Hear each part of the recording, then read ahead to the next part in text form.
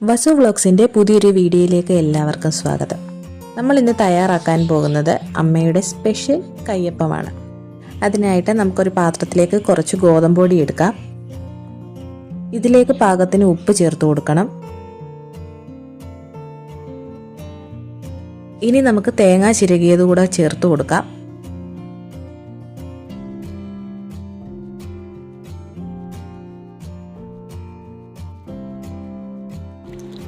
പാകത്തിന് വെള്ളം ചേർത്ത് മാവ് നല്ലതുപോലെ കുഴച്ചെടുക്കണം.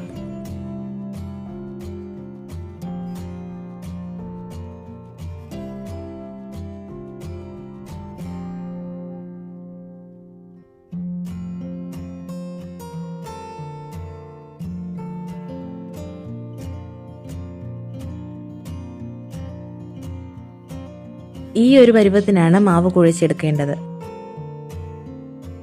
ഇനി നമുക്ക് അടുപ്പ് കത്തിച്ച് അതിലേക്കൊരു ദോശക്കല്ല് വെച്ച് കൊടുക്കാം. ദോശക്കല്ല് നല്ലതുപോലെ ചൂടായ ശേഷം അല്പം എണ്ണ ഒഴിച്ചു കൊടുക്കണം.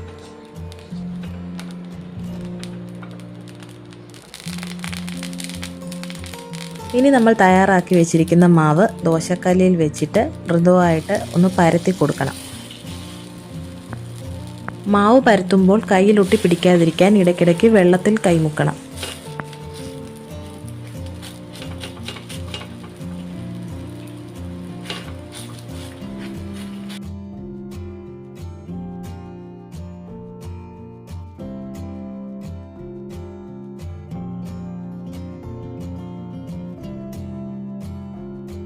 എത്രത്തോളം കനം കുറച്ച് പരത്തുന്നോ അത്രയും രുചിയേറും കയ്യപ്പത്തിന്. ഒരു ഭാഗം വെന്ത് കഴിഞ്ഞാൽ മുകളിലേക്ക് കുറച്ച് എണ്ണ തൂവി കൊടുക്കണം. അതിനുശേഷം അപ്പം മറിച്ചിട്ട് കൊടുക്കാം.